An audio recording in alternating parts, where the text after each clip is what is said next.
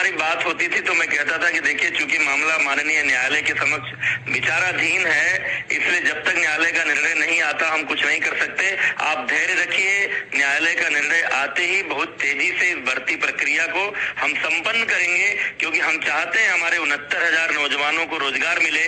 वो योग्य लोग हैं, वो बहुत प्रतिभाशाली लोग हैं, उनकी योग्यता और प्रतिभा का हमारे बेसिक शिक्षा विभाग को लाभ मिले।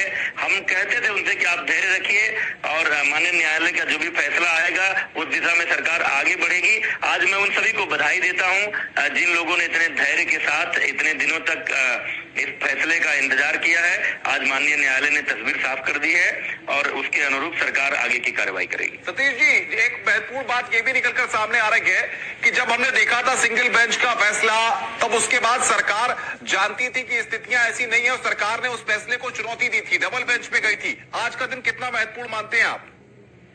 नहीं, बहुत अच्छा है। निश्चित रूप से हमको प्रसन्नता है। हमारा विभाग जो माननीय न्यायालय के सामने जो अपनी बात लेकर गया था, न्यायालय ने उस पर मुहर लगाई है। हम कह रहे थे कि बड़ी संख्या में अभ्यर्थियों ने आवेदन किया है, उसमें से हमको 69,000 लोगों को चुनना है। हम लगातार जब से योगी सरकार आई है बेसिक शिक्षा की गुणवत्ता को बढ़ाने का प्रयास कर रहे हैं, अच्छी शिक्षा देने का प्रयास कर रहे हैं। उसके लिए हमको अच्छे शिक्षक चाहिए थे और उस अच्छे शिक्षक के चयन का जो हमने मापदंड तय किया था, उस मापदंड पर माननीय न्यायालय ने मुहर लगाई है। मैं न्यायालय के इस फैसले का स्वागत करता हूं और निश्चित रूप से मैं प्रसन्नता व्यक्त करना चाहता हूं आपके माध्यम से। सतीश जी, अब बेसिक शिक्षा विभाग का कुनबा मजबूत होगा, इतने सारे सहायक शिक्षक आएंगे तो आपका कुनबा मजबूत होगा। ऐसे में क्या आपकी प्रायोरिटीज रहेंगी? और इस फैसले के आने के बाद ये 6 महीने का वक्त बताया जा रहा है कि कोर्ट के फैसले में दिया गया है, तो कैसे प्रक्रिया होगी अब आगे की? बिल्कुल, हमारी तैयारी बिल्कुल पूरी है। हम कोर्ट के फैसले का इंतजार कर रहे थे। कोर्ट ने जो समय निर्धारित किया है उसके भीतर ही हम इस पूरी नियुक्ति प्रक्रिया को संपन्न कर लेंगे। सतीश जी, माना जाए कि अगले कुछ महीनों में ये भर्ती प्रक्रिया पूरी हो जाएगी और उसके बाद बेसिक शिक्षा विभाग में जो तमाम दिक्कतें शिक्षकों की कमी की वजह से सामने आती हैं, अब वो आने वाले वक्त में नहीं होंगी? बिल्कुल, आप देख रहे हैं जब से योगी सरकार आई है उत्तर प्रदेश में लगातार हम 50,000 से अधिक शिक्षकों की भर्ती अलग अलग भर्तियों में कर चुके हैं। एक बड़ा ये 69,000 की संख्या थी। अगर ये मामला न्यायालय में नहीं गया होता तो 69,000 शिक्षक और मिले होते, 69,000 नौजवानों को, लड़के लड़कियों को रोजगार मिला होता। तो आज ये मार्ग प्रशस्त हुआ है। तो हम यथाशीघ्र जो समय दिया है माननीय न्यायालय ने, उस समय के पूर्व ही इस पूरी प्रक्रिया को संपन्न करेंगे। लेकिन लॉकडाउन का ये पीरियड चल रहा है, ऐसे में किसी भी तरह से लोग अपने रिएक्शंस को बाहर आके नहीं दे सकते हैं, आप भी जानते हैं इस बात को। तो ऐसे में जो दूसरा पक्ष है, जिन्होंने की अपनी बात को रखने की काफी कोशिश की और सिंगल बेंच पे जिनके पक्ष में फैसला आया था 40 से 45 कट ऑफ, उनके लिए कुछ कहना चाहेंगे? देखिए, मैं यही कहना चाहूंगा उनके लिए कि भारत की न्याय व्यवस्था दुनिया की सर्वोत्तम न्याय व्यवस्था है। पूरी दुनिया इस बात को मानती है कि यहाँ जो न्यायालयों के फैसले आते हैं वो बहुत ही उचित फैसले होते हैं। तो एक साल से ये जो बाधा है जिसके कारण से स्कूलों को शिक्षक नहीं मिल पा रहे थे, पठन पाठन भी प्रभावित हो रहा था, इसलिए मैं यही कहूंगा कि सबको माननीय न्यायालय के फैसले का स्वागत करना चाहिए और लगातार ये मौके मिलेंगे। फिर जितने पद रिक्त होंगे फिर उनका विज्ञप्ति आएगा, फिर उसमें लोग शामिल हो सकते हैं, लोगों को अवसर मिलेगा।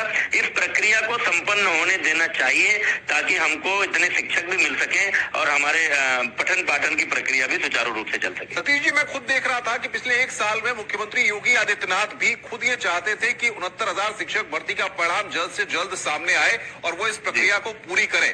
तो क्या पिछले 1 साल के दौरान जब ये पूरा मामला अदालत में था, मुख्यमंत्री की तरफ से आपको कभी ब्रीफ किया गया और इस पूरे मामले को लेकर के कभी कुछ बातचीत हुई? बिल्कुल, मैंने जब अगस्त में इस विभाग का दायित्व संभाला और उस समय हमसे लोग मिलते थे जो अभ्यर्थी थे, वो कहते थे कि इसमें सुनवाई की प्रक्रिया में तेजी लाया जाए, महाधिवक्ता जल्दी उपस्थित हो जाया करें ताकि जल्दी हो। और इस बारे में जब भी मैं माननीय मुख्यमंत्री जी को सूचित करता था, उनसे आग्रह करता था, तो उनका हमेशा यही रहता था कि हम भी चाहते हैं कि जल्दी इस मामले का निपटारा हो और ये 69,000 की जो शिक्षक की भर्ती प्रक्रिया वो पूरी हो। ये माननीय मुख्यमंत्री जी की उनकी रुचि और उनकी तत्परता के कारण ही ये संभव हो पाया है। तो आगे ये माना जाए कि जिस तरीके से अब यहाँ पर कोर्ट के फैसले के बाद जिस तरीके से मोहर लगी है, आगे आने वाले वक्त में जितनी भी भर्तियां होंगी यही मॉडल सरकार का रहेगा? अब ये देखिए, कट ऑफ जो तय होता है, कट ऑफ उस समय हमारे पद कितने विज्ञापित हुए हैं और आवेदन कितने आए हैं उस आधार पर ये कटाव तय किया जाता है।